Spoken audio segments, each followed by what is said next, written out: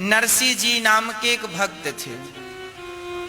नरसिंह जी का जब जन्म हुआ तो नरसिंह जी अंधे थे। नरसिंह जी की मां और नरसिंह जी के पिता दोनों ही मर गए। नरसिंह जी अपनी भौजाई और अपने भाई और अपनी दादी के साथ रहा करते थे। अंधे थे तो दादी को बड़ी चिंता थी, हे भगवान मेरा बुढ़ापा है, मैं मर जाऊंगी, इस बच्चे का कौन पेट भरेगा, भाई भौजाई कब तक साथ देंगे, कितने दिन अपने पास रखेंगे, कौन संगी बनेगा, कौन साथी बनेगा। तब वो मंदिर ले जाती नरसिंह को और वहां साधु संतों से हाथ जोड़कर कहती, बाबा ऐसी कृपा करो ये छोरा बोलने लग जाए। अच्छा, नरसिंह जी अंधे भी थे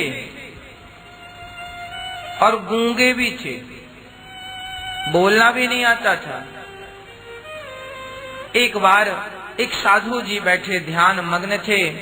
वो माँ दादी अम्मा बोली, बाबा जी, ओ बाबा जी, बाबा जी, ओ बाबा जी। पर बाबा जी तो ध्यान मग्न थे और ये दादी अम्मा बार बार बोल रही है, बाबा जी, ओ बाबा, बाबा, ओ बाबा, बाबा, ओ बाबा। अब बाबा जी का ध्यान खुला। बाबा जी बोले, मैया का है गो, भजन काहे नहीं करने दे रही है। बाबा मेरो छोरा, मेरो पोता है, ना बोल सके बाबा, ना देख सके, तुम बड़े साधु हो, बड़े भगवान के भक्त हो, ऐसी कृपा करो कि हमारा छोरो बोलने लग जाए, देखने लग जाए। संत ने कहा, अच्छा ठीक है, ला मेरी गोद में बिठा दे। नन्हा सा बालक था। संत जी ने कहते हैं वो संत साक्षात भगवान शंकर थे। जब आपकी कोई मदद करता है ना, ये ना सोचा करो कि फलाने व्यक्ति ने आपकी मदद की, फलाने व्यक्ति ने आपकी हेल्प की। परमात्मा ही उस रूप में आकर के हम सबकी मदद करते हैं और हम ईश्वर के इस उपकार को भूल जाते हैं। भगवान शंकर बोले, बेटा आओ, गोद में बिठाया और नरसिंह के कान में जोर से फूंक मार के कहा, बेटा बोलो राधे श्याम।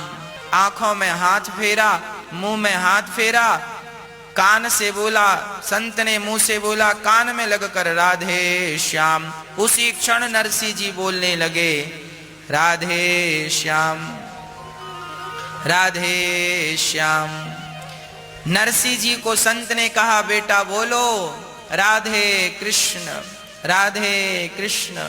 नरसिंह जी गाने लगे, राधे कृष्ण, राधे कृष्ण।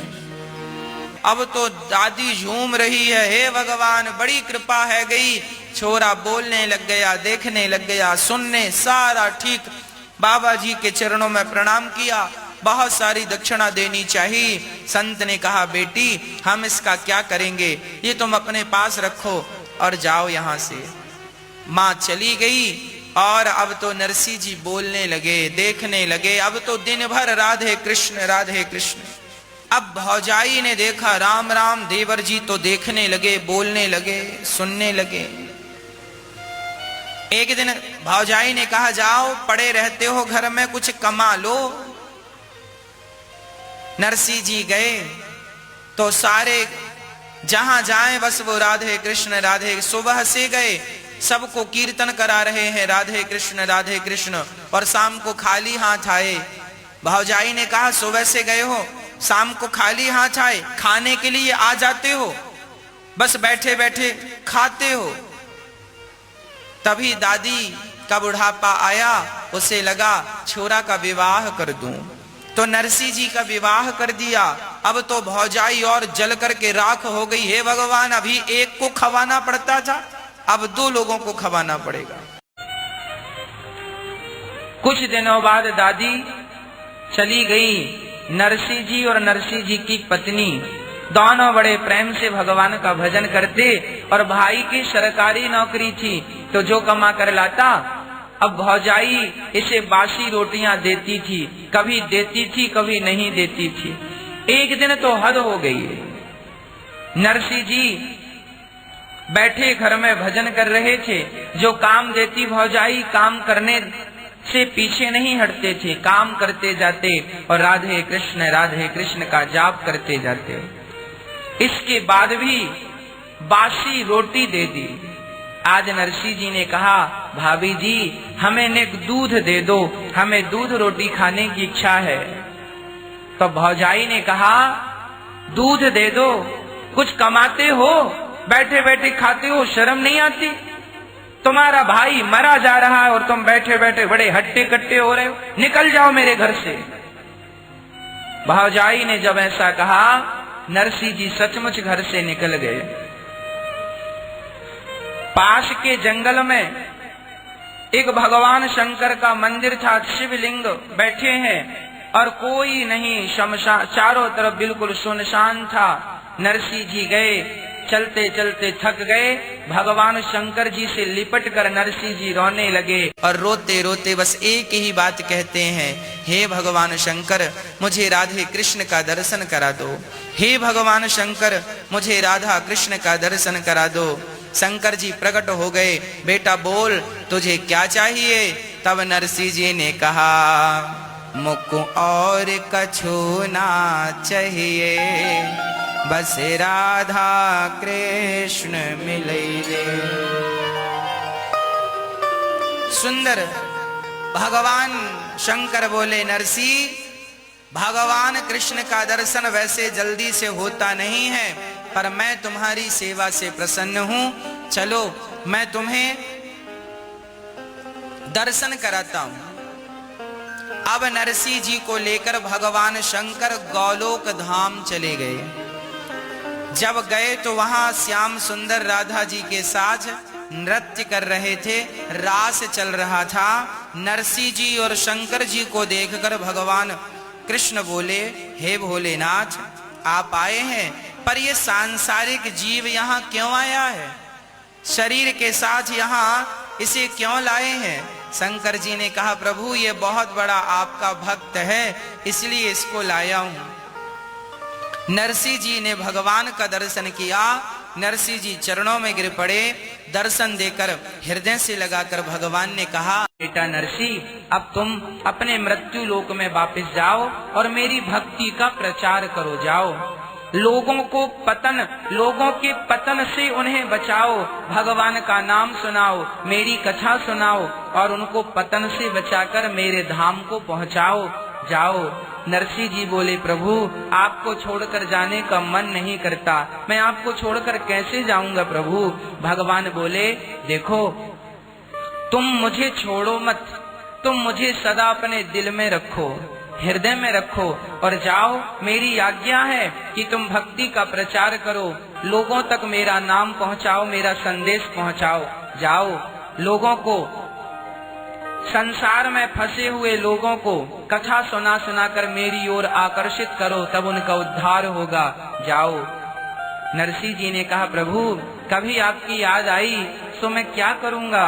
तब नरसिंह जी को भगवान ने केदार राग दिया, केदार राग दिया और कहा, जाओ जब भी इस राग को गाओगे मैं आपके पास आ जाऊंगा। हाँ, नरसिंह जी केदार राग लेकर आए, भगवान ने अपने घुंघरू दे दिए, नरसिंह जी पांव में बांधकर भगवान का कीर्तन किया करते थे। अब नरसिंह जी आए, वापस घर गए तो भौजाई ने फिर डांटा, फिर खाली हाथ आ गया। भाई भौजाई ने नरसिंह जी को अलग थलग कर दिया। नरसिंह जी की एक बेटी हुई। नरसिंह जी ने अंजार नगर में बड़े आदमी के घर अपनी बिटिया का, बाई का विवाह कर दिया। नाम था नानी बाई। बड़ी धूमधाम से विवाह किया कि बाई की बेटी हुई, अर्थात नरसिंह जी की बेटी हुई। और जब वो सयानी हुई तो उसका विवाह फिक्स हुआ। तो वहां से मायरा की चिट्ठी आई, नरसिंह जी, नानी बाई की सास और सास की सास और देवर नारायण सबने लिखा नरसिंह जी के लिए ये लिखो। अब नरसिंह जी ने पढ़ा, मायरा इतना सामान, इतना सामान। नरसिंह जी वो चिट्ठी भगवान कृष्ण के चरणों में रख दी। प्रभु आप जानो, आपकी चिट्ठी जाने, बेटी आपकी है, मायरा आपको भरना है, मैं तो आपको जानता हूं, आगे आप सब जानो। वो तो राधे कृष्ण राधे कृष्ण राधे कृष्ण जपने लगे। अब नरसिंह जी को याद आया कि मेरी एक ही बेटी है, मायरा भरने के लिए चलो, मेरे पास कुछ नहीं है, कोई बात नहीं, जो है वो लेकर चलूं। विवाह का समय नजदीक आया। अब उस गाड़ी में वो 10 अंधे और लद गए। एक तो गाड़ी टूटी, ऊपर से बैल बुढ़े, ऊपर से 10 और 11वें नरसिंह। अब गाड़ी चली। अब गांव के लोग बड़े हंस रहे हैं, लो मायरा भरने जा रहे हैं। कि गाड़ी जंगल में पहुंची, थोड़ी सी ढलान थी, बैल दौड़े तो वो इतनी ताकत नहीं थी दौड़ सके। वो बैल गाड़ी छोड़ करके भाग गए, अर्थात ऐसा जोर लगाया कि गाड़ी उनकी रस्सा खुल गया, वो अलग, गाड़ी लुढ़कती लुढ़कती बिना बैलों की चलने लगी और एक पत्थर से टकराई। एक पहिया जाके यहां गिरा, एक पहिया जाके यहां गिरा, सारी गाड़ी गिरी और जितने लोग बैठे थे वो नीचे हो गए, गाड़ी ऊपर आ गई। अब नरसिंह जी बोले, हे भगवान, रात का समय है, अब कैसे जाएं? और जब गाड़ी टूटी तो नरसिंह जी ने भगवान को याद किया, हे श्याम सुंदर, आपने अर्जुन की गाड़ी संभाली है, आज मेरी गाड़ी संभालो, मेरी गाड़ी टूट गई। जब भक्त ने आधी रात को बुलाया, तुरंत भगवान की नींद खुली। रुक्मणी जी ने कहा, कहाँ जा रहे हैं? बोले, मेरे भक्त की गाड़ी टूट गई। अरे तो विश्वकर्मा जी को भेज दो। भगवान बोले, ऐरे गहरे नच्छू खैरे की गाड़ी टूटे तो मैं किसी को भी भेज सकता हूँ, पर मेरे भगत की गाड़ी टूटती है तो मुझे ही जाना पड़ता है। स्वयं भगवान दौड़ गए। अब नरसिंह जी वहाँ गाड़ी टूटी है, वो बैठे हैं और भगवान आ गए। दूर से आवाज लगा रहे हैं भगवान। भगवान कहने लगे, भैया रुको रुको रुको। नरसिंह जी बोले, कौन है? तब तक भगवान आ गए। नरसिंह जी बोले, तुम कौन? मेरो नाम गोविंद है। अच्छा, गोविंद तुम ही हो? हाँ। तो नरसिंह जी बोले, हम क्या सेवा करें? भगवान बोले, हमें अंजार नगर जाना है, हमारे पास कोई गाड़ी नहीं है, तुम अपनी गाड़ी में हमें जगह दे दो। नरसिंह जी बोले, लो। गाड़ी हमारे पास होती तो हम ही ना चले जाते। देखो हम नीचे बैठे हैं, गाड़ी हमारे ऊपर है, ये गाड़ी है। टूटी गाड़ी भी तो आज विमान बनी, सूर्या सगला पीठ थपेड़े। खूब पीठ थपेड़ रहे हैं, अर्थात शाबाशी दे रहे हैं, पीठ पे हाथ फेर रहे, वाह वाह बहुत सुंदर, अच्छी गाड़ी बनाई है, अच्छी गाड़ी चलाई है।